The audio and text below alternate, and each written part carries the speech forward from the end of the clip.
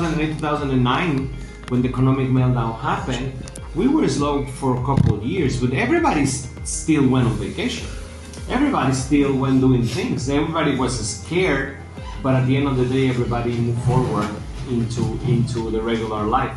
So the point is, what I call them, I don't call them patterns, I call them seasons. There's a season, like seasons. There's winter, spring, summer, fall, and so on and so forth. There are seasons in which people make a lot of money and seasons in which don't make a lot of money. Seasons in which people are freaking out and seasons where the people are relaxed. Right now we're in a season that is getting crazy, but I think the more that life goes on, the more used to do this, this situation. We're used to this situation more and more and more and more. So what I think is, if you tell people, if you get the people before anything, the commitment of taking vacation, we have to start there. So let me ask you a question.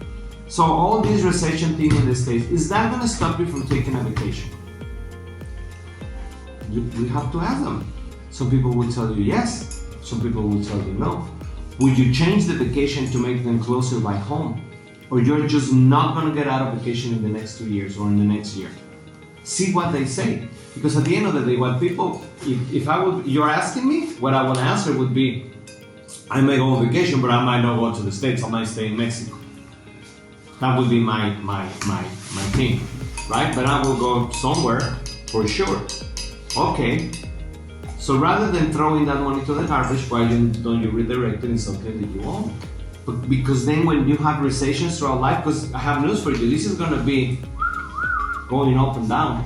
You have to, if they tell you that, you have the war with Russia, and then you have the COVID, and then you have the monkey pot thing, and then now you have the recession and all the aliens, and there's a lot of going. Whatever the next fear cycle is. Because that's going to happen. Now, if you already know that you have your house paid, your car paid, right? Mm-hmm. Your health taken care of, and then your vacations paid for, then you're circling around your life. If those things are paid for and are taken care of, then you can, with a little amount of money, really go through life. Do you guys realize that? If your house is paid, think about this. Your health is paid, right?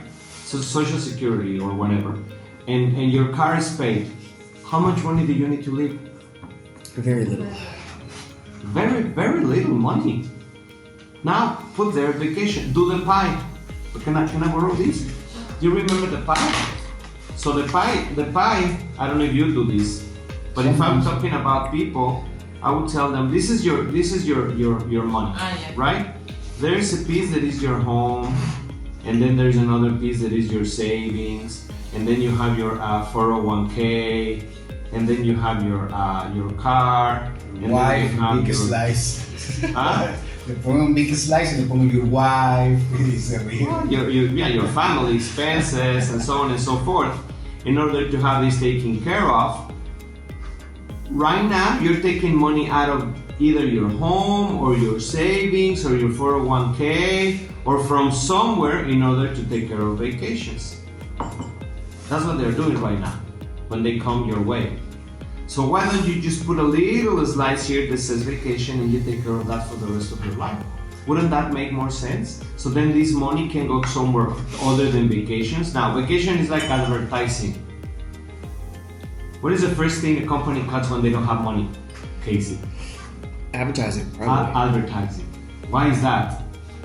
Because people believe it's a thing that you can afford not to have, right? Which is a big mistake. Yeah.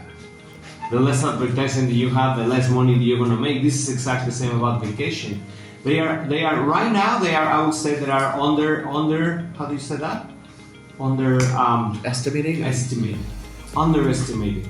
Vacation is a very important thing, because if you realize how people are stressed and they're going to psychologists and psychiatrists, and because of all the stress and all that, so vacation is the only way that you can decompress.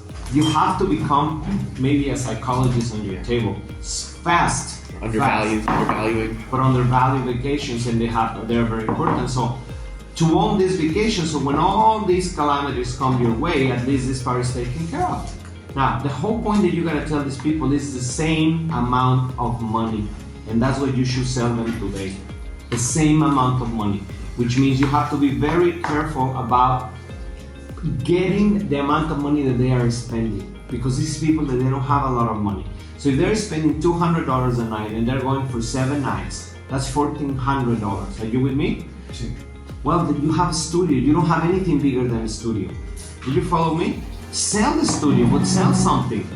Are you with me? Focus on that. I mean, you're spending $1,500 a year. The last 5 years, if you multiply that times 5, is son cuántos son? Son 5, 6. There's $7,500. Where are these $7,500? You ask the people, where is this money?